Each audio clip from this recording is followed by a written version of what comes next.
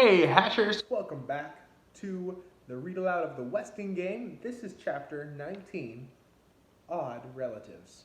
There's a lot of odd relatives in this book, so we'll see what it's talking about. Thursday was a sunny day, a glorious day. The autumn air was crisp and clear. None of the heirs noticed. WPP crossed the tape at $44, $44.50, $46, $46 a share. Oh my. Don't sell until I give the word, Baba, Alice Turtle had said. Baba. The dressmaker smiled at her new name and eased back in the chair, but not for too long.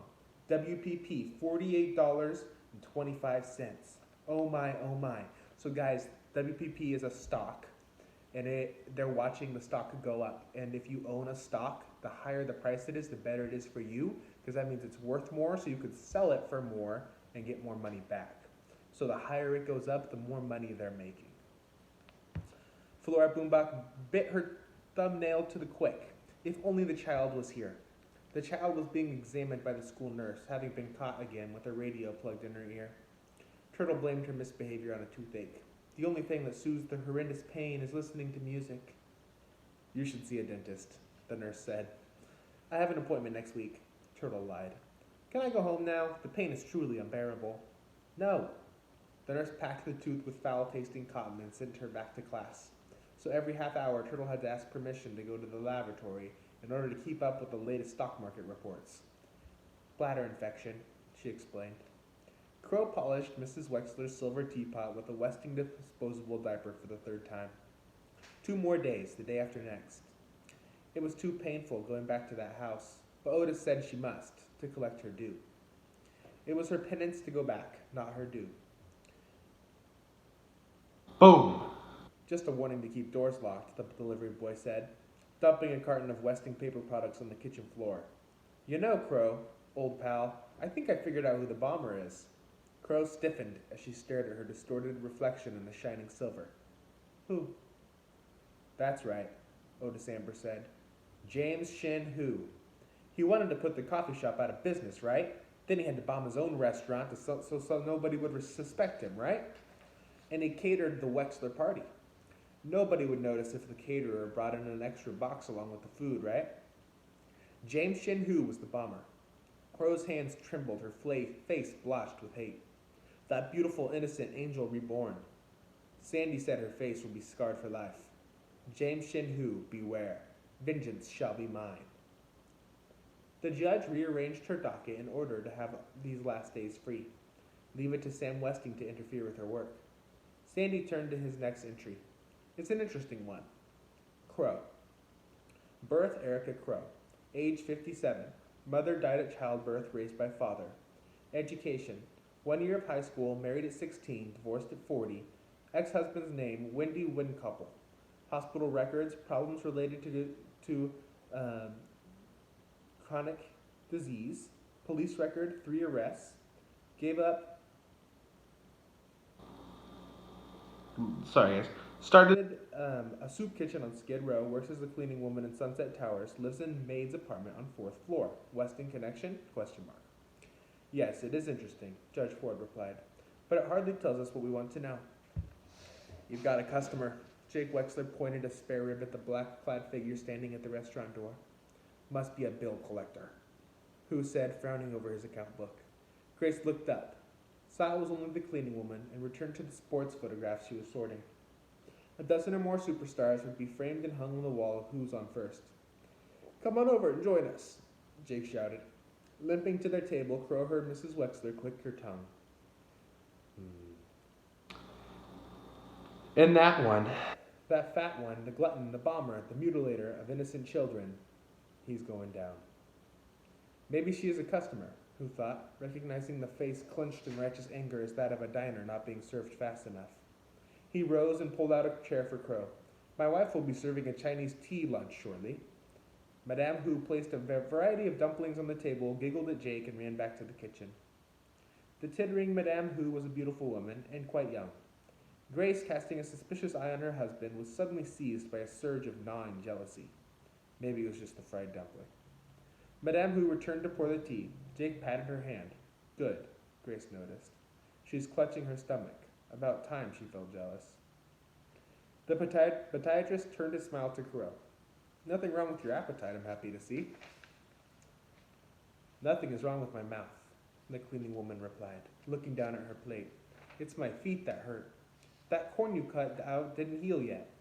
I got a callus on the sole of my left foot with my ingrown toenails growing in again. Grace clasped a hand over her mouth and ran out of the kitchen. Mr. Hu headed for the kitchen. Your trouble comes from years of wearing the wrong kind of shoes, Jake lectured. Crow wasn't listening. James Shin Hu, the bomber, was coming back. He had something in his hand. Here, Crow, try these. I invented them myself, paper insoles. They'll make you feel like you're floating on air. It's tough standing on your feet all day. Here, take them. Crow examined the 2 pads of spongy folded paper. How much? Nothing. Compliments of the house. Still suspicious, Crow slipped the insoles into her shoes and tried walking. What a relief. Otis Amber was wrong. James Shin Hu was a charitable man. He couldn't be the bomber. Crow floated out of the restaurant without paying for her lunch. Oh no, not another victim, Saito Pulaski cried, stuffing her notes under the mattress. The nurse wheeled Chris next to Angela's bed and explained that the boy was being tested for a new medication. Are you all right? She asked, bending over the squirming patient. Chris was trying to remove a blank sealed envelope from his bathrobe pocket. He knew his brother had a crush on Angela. He figured Theo must have sneaked upstairs in the wrong bathrobe to slip his letter under Angela's door, then remembered she was in the hospital and was too shy to give it to her in person. Look at that smile, Seidel exclaimed. From Theo, He said. Chris hoped to watch Angela read the love letter, but the nurse insisted he return to his room. Bye-bye, good luck, Seidel called. Angela waved a bandaged hand. Mountain, Chris replied. From Turtle. Serves her right for kicking his partner. Mountain, Angela thought. Turtle's MT stood for mountain, not empty. And the letter was not from Theo. Your love has 2. Here are 2 for you. Take her away from this and hate, now, before it is too late. Again, 2 clues were taped at the bottom. With majesties.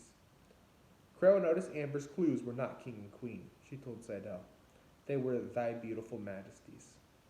Sandy and the judge were still at work on the heirs. Wexler. Jake Wexler, age 45, podiatrist. Graduated from Marquette, married 22 years, has 2 daughters. See below. Grace Winsler Wexler, born Gracie Windekoppel, age 42, married to above. Claims to be an interior decorator, spends most of her time in the Chinese restaurant or the beauty parlor. She and Jake have 2 daughters, see below. Angela Wexler, age 20, engaged to marry D. Denton Deere, also an heir. 1 year college, high grades. Victim of 3rd bombing, embroiders a lot. Turtle Wexler, real name Tabitha Ruth Wexler, age 13, junior high school student, plays the stock market, smart kid but kicks people. Flora Boombach calls her Alice. Westing connection. Grace Winsler Wexler claims that Sam Westing is her real uncle. Angela looks like Violet Westing, so does Grace in a way, except she's older. Sandy fidgeted with his pen. There's something I didn't write. Write down. Maybe I shouldn't tell you. You being a judge and all, but well, Jake Wexler, he's a bookie. No, he should not have told her. A small-time operator, I'm sure, Mr. McSuthers, the judge replied coldly. I can have no bearing on the matter before us. Sam Westing manipulated people, cheated workers, bribed officials, stole ideas, but Sam Westing never smoked or drank or placed a bet. Give me a bookie any day over such a fine, upstanding, clean-living man. The doorman's face reddened. He pulled the dented flask from his hip pocket and downed several swigs. She had been too harsh. Would you like me to fix you a drink, Mr. McSuthers? No thanks, Judge. I prefer my good old scotch. Windcouple. The judge's outburst was so unexpected, Sandy had a hard time keeping down the last swig. Grace Wexler's maiden name is not Windsor. It's Windcouple. The judge exclaimed, rifling through the pages of Sandy's notebook. Here it is. Birth, Erica Crow. Ex-husband's name, Wendy Windcouple. Sandy stopped coughing, started laughing. Grace Winsler Wexler is related to somebody, all right. She's related to the cleaning woman. Think she knows, Judge? I doubt it. Besides, we can't be certain of the relationship. I'd like to see the documents in Crow's folder again. I'm sure it's Windcouple, Judge. I checked all the spellings 3 times over. Judge Ford reread the private investigator's reports. Mr. McSuthers, it is Windcouple. But look carefully at the name of the woman on this interview. Bertha Erica Crow? Sure, I knew her. She and her pa lived in the upstairs flat. We were best friends, almost like sisters. But she was the pretty one with her beautiful complexion and long gold red hair. She left school to marry a guy named Windcouple. Haven't seen or heard from her since. She's not in any trouble, is she?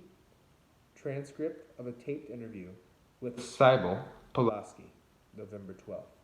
Pulaski, the doorman said. Not just Pulaski, the judge pointed out. Sybil Pulaski. Sam Westing wanted Crow's childhood friend, Sybil Pulaski, to be one of his heirs. He got Seidel Pulaski instead. Gee, Judge, I never noticed that. Boy, what does it mean? What it means, Mr. McSuthers, is that Sam Westing made his first mistake.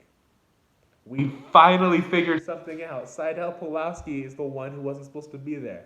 I'm glad we figured that out. So she shouldn't be there. They mixed up the first name with Sybil and Seidel. So we'll see if anything comes from that, if this new character is introduced and if Seidel's kicked out. But I'm glad we found that out. Alright guys, see you later.